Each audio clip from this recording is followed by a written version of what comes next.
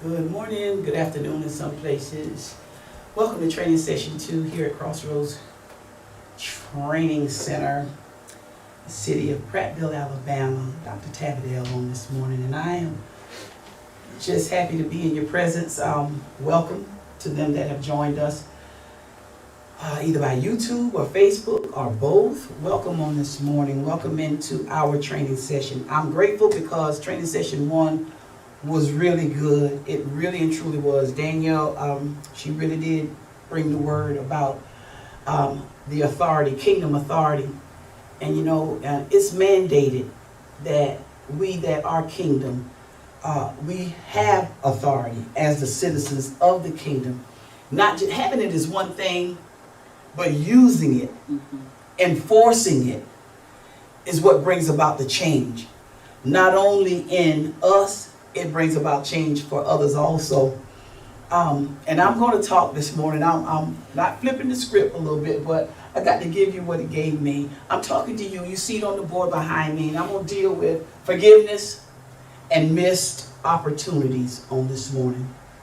Forgiveness and missed opportunities. I really do thank the Lord for just another day of life, truly knowing that this is the day that the Lord hath made, and I'm rejoicing and I'm going to be glad in it. And I invite you to come with me on the day and let us, magnify the Lord with me. Let us exalt his name together. Come on, let's make his name great in this day. Amen. Forgiveness and missed opportunities. How many times have you said to yourself, and sometimes you may have even said it out loud just whenever you started thinking, you would say, you know what, I would be farther along, and I could have been farther along if I would have just, if I could have just. Then, knowing that, how many times, knowing what you know, have you beaten yourself out of doing it in order to get to it? So we're dealing with saying and doing. And that can only go hand in hand when it's in your heart. That's why the scripture says, let the words of my mouth and the meditation of my heart, let it be acceptable in your sight, O Lord. We'll get into that just a little bit longer. It lives. It grows and it becomes so overwhelming in you whenever you can know what you know and say what you know, then you can produce. It produces an action from you. And sometimes you find yourself having to run up and catch yourself because you've already done ran with what it is that you know, right? So first thing I want to talk to you about on this morning is forgiveness. A lot of what keeps us tied to, connected to, or in bondage, or another word is incarcerated, is that people have a form of godliness, but not the power to fit that form. You say with your mouth you forgive, but that's not what your heart says. Then we go back. You say with your mouth, but that's not what your heart says. And we've already said the scripture that says, let the words of my mouth and the meditation of my heart, let it be acceptable. Let it come together and be one to be acceptable. The only way God's going to receive it and accept it is that the two is one. Okay? In his sight. And then the very end of it says, oh Lord, he said, my strength and my redeemer. Whenever you're able to say that and not be consumed, because the key word that was in that was meditation. And I taught not too long ago about meditation, and I used two animals. It was the goat, and the sheep. It was the goat and the sheep. And I was telling them basically that what they do is that they eat real fast. They consume everything. They eat real fast. And I'm getting ready to give you this analogy because this is what we do. they eat real fast. And then they'll go and they'll lay down or get under a tree. And then a little bit later on, you'll just look at them and you can just find them chewing. Just chewing. Their mouths moving up and down, just chewing. What they're doing is they have regurgitated what it was they had consumed because they have two stomachs. And what they're doing at this time is they are chewing so that what they ate originally can go throughout and fill their entire body. It fills both stomach. So this is what we do. That's what the word meditate, it means cud. It means to chew on it. Mm-hmm. And one thing about us is that we will hear what somebody say, we'll know what they've done to us, we'll take that in real fast, and we'll go and we'll chew on that thing. And we then go to the place where we let that thing consume our whole being. And we find ourselves having, trouble or having problems. I got a problem with you now because of what you've done or either because of what you have said, right? And so what it does, it keeps us in a place where we go right back to it. Mm-hmm. And that's why we can say, I would be further along. I would be better. I could be healthier. I could be happier. I could be doing what God has called me to do if I could just. But you meditate. And so you're consumed with what was done or what was said. Let me tell you something. You're not going to become what you heard. You're only going to become what you have stored. Mm-hmm. You're only going to become what you have stored. That's what I call a Selah moment. A Selah moment is whenever you just stop for a minute and you just think about that thing. You're not going to become what you've heard. You're only going to become what you have stored that has consumed you, that you have meditated on. And we let what people do to us, what people say about us, and what people do to us, we let that affect us. How? Because we quickly hear and we digest and we store these things internally. We go away, we meditate on it, we sit down, we chew on it until it consumes our whole being. And then when that happens, our attitude, our mood, our energy,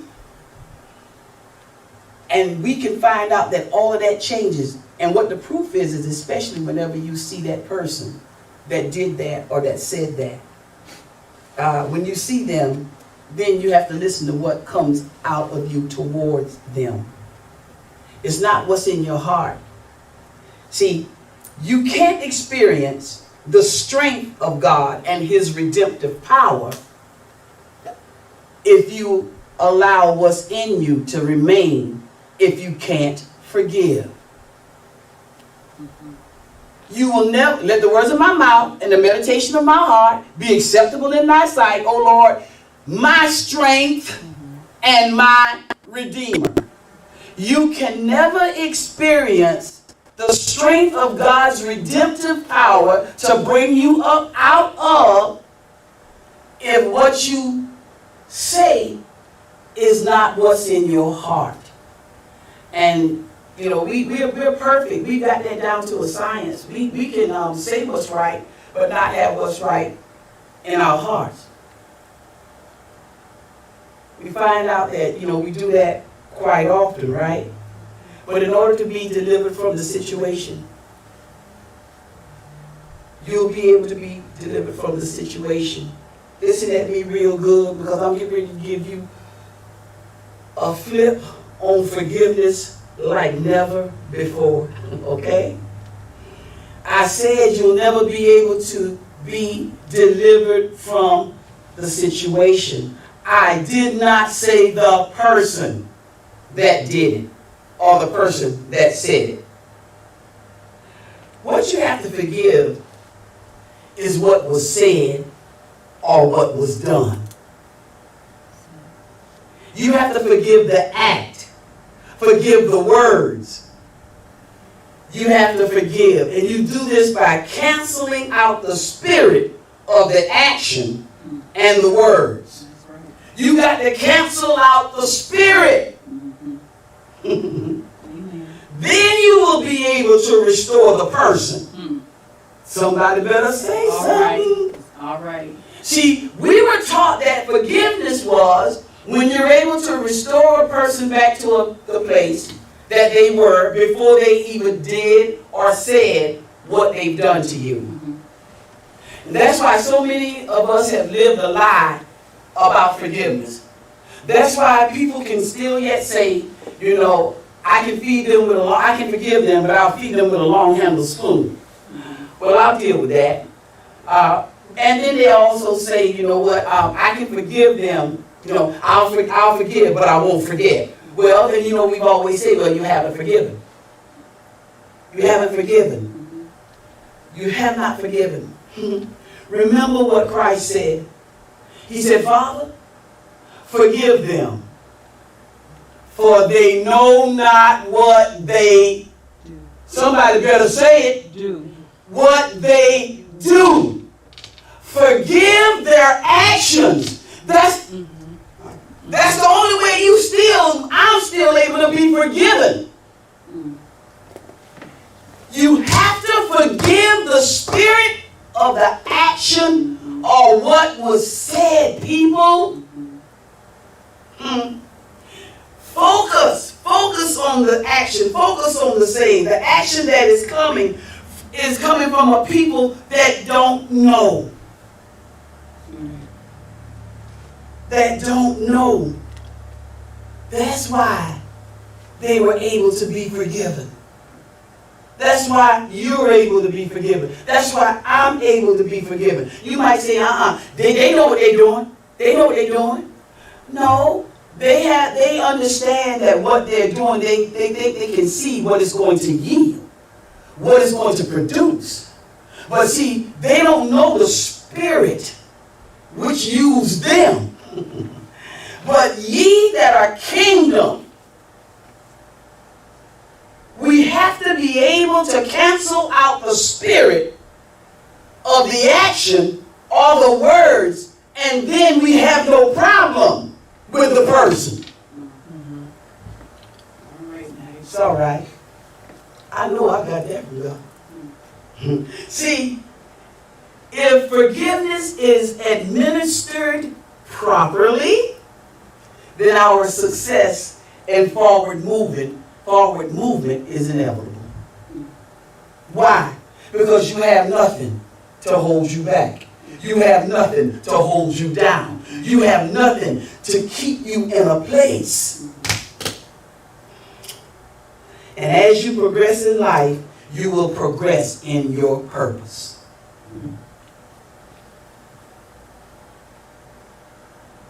By not forgiving, you set yourself up to miss out on what God has for you. I don't care how good we preach, teach, sing, do your dance, shout, roll over the floor, slide. I don't care how good we do what we think we're doing. If we are not able to cancel out the spirit, there are opportunities, there are things that are before us that you'll never be able to get to, because God is not going to allow you to get to it and abort it. All right. He's not going to allow you to get to it and find out that you miscarried it.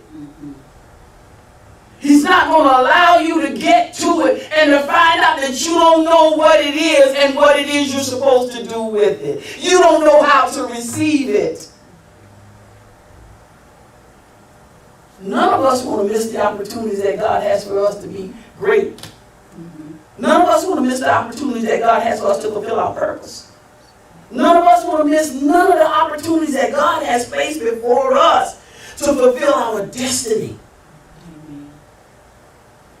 And yet, when you cannot forgive according to God, you set yourself up to miss all these opportunities that God has set up for you. Let's talk about Judas. Let me show you one other thing here. Remember whenever Judas betrayed Jesus, when Judas realized what he had done, He tried to go back. And he tried to give the monies back. But they would not take it. They would not accept it back. Come on, y'all. Y'all better follow me this morning. Why? Because Judas had already made the commitment. Oh, my goodness. Don't commit to the spirit of that thing that has been done or said My God. to you. Free yourself from yourself and from the spirit of the things that has been done to you. Stop committing yourself to people that have allowed the spirit, a spirit, to use them to come against you. Don't think that the enemy don't know why he placed it in them. Evidently you was doing all right. You was doing what was right before it entered into them to get to you. Don't let them stop you. Learn. Get an attitude of forgiveness. My God. Get committed to forgiveness so that you won't miss the opportunities that's before you. You will also find out, just as Judas, you'll find out that sometimes these people are going to come back to you that you had to forgive. Let me tell you what we do. When you forgive somebody, sometimes your relationship is going to change with that person. This is where we come in at with the long handled spoon. It's not about feeding them at all. When your relationship changes with a person, it does not mean that you have not forgiven them. It just means that you can't walk with them in this time as you did in a time before. They have missed the opportunity to walk with you in that time whenever they catch up with you. Because whenever, as I said, whenever forgiveness is administered properly, nothing or nobody, no demon, no spirit, nothing from hell can stop you from moving forward. To go to the many places where God said he commanded you to be blessed.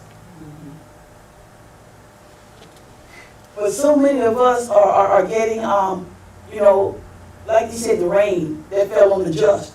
He said the rain, and, it's for the just and the unjust. Everybody benefits from it. We don't just want to benefit from what God is sending that everybody's benefiting from. God has benefits with your name on it, with my name on it. That's in your policy. That's not in somebody else's. It's okay. Because they didn't take out that plan. God knew what plan to give us. But the key to being able to receive any benefits is the key to be able to forgive. Missed opportunities come from lack of true forgiveness. Yeah, you could have been farther along. You would have been farther along. Now it's time to get farther along. Because we find out today, what's holding us back. It's nothing worse than moving and marking time and thinking that you're going somewhere. It's nothing worse with you moving, marking time, thinking that you're going somewhere. And so many people today is talking about forward movement with unforgiveness, with hatred in their hearts. No, that's a figment of your imagination. You're not going anywhere because, see, when you get to your destiny, you got to be clean. You got to be pure. You got to be holy. You can't let what was in them stay in you.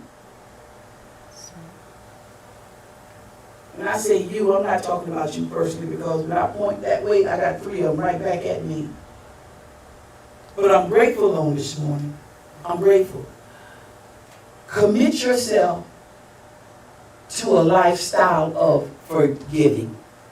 See, yeah, holiness, with holiness, the lifestyle also is to be able to forgive. Because what did the word tell you? It said, if you don't forgive, then neither will our Heavenly Father forgive you. And I don't want us to think on this morning that we have done this whenever we truly have not. Because just to say I forgive you and give them a fake hug, it's still, y'all know the hugs be fake. Even sometimes you cry but you cry because you still hurt behind what they did. And you cry because now you are being made to hug somebody that hurt you, and you know you don't want to hug that person. And then thinking that your tears is that, we're being restored again. We're going back into love again. And if they could just see your heart, you still committed to that spirit. We have to forgive and cancel out the spirit. What these people are doing, done, did, and will do. And see, whenever you get that attitude to know that, whatever it is before me, there's still yet going to be some things and something that's going to try to come through somebody to even stop me. But you know what? I'm going to forgive them, and I'm going to keep on moving. I'm going to cancel out that spirit that's in them, and I'm going to smile with them, and I got to move on. And just so happen, if they happen to catch up with me again, I'll know that they're forgiven. But they can't walk with me. They can't walk with me. I still love you. Now that's the truth of the matter right there. That's the truth of the matter. Because you don't want to experience something that wasn't good a second time. Especially whenever you've been delivered from it. Deliverance causes us, and it sets up a shield. You don't have to defend yourself in that. It sets up a shield. Whereas to whenever you see them coming, your heart is open. Why? Because nothing that you do or nothing that you say will stop me anymore, because I canceled out that spirit that's in you. So now when you do come with good things. But we just didn't miss opportunity. You don't have the opportunity to travel with me anymore. It's okay. We had our time, and it's okay. And then again, just like the word say, then again, it might be for you to reconnect. But after you have gained ground. See, because when you gain ground, you grow spiritually, mentally, physically. And the growth helps you this time to be able to not only see them when they get there, but you can smell them before they come. It's all right. You can smell them before they come. All I'm saying is that you know what's in them when you see them this time. So it is a good thing to be able to forgive on this morning, so that we won't miss the opportunities that God has placed before us. So we will fulfill our purpose, and by all means, we can have the destiny that God has ordained that we have. Blessings to you on this morning from Crossroads Christian Ministry here in the city of Prattville, Alabama, where I, Dr. Cheryl Tabell, was your trainer for session 2. Go back, look at 1, get 2, put them together, and then throughout this week, we trust that you'll meditate on that. YouTube, that's one thing, but when it comes to Facebook, share it. You do thumbs up all you want. And right there where that thumbs up at, it's a share button right up there too. Instead of you hitting that thumb, sometimes you take your thumb and hit that share button. I'm not going to let people hear that. I hear it, but I ain't going to. God bless you on today from Crossroads Christian Ministry.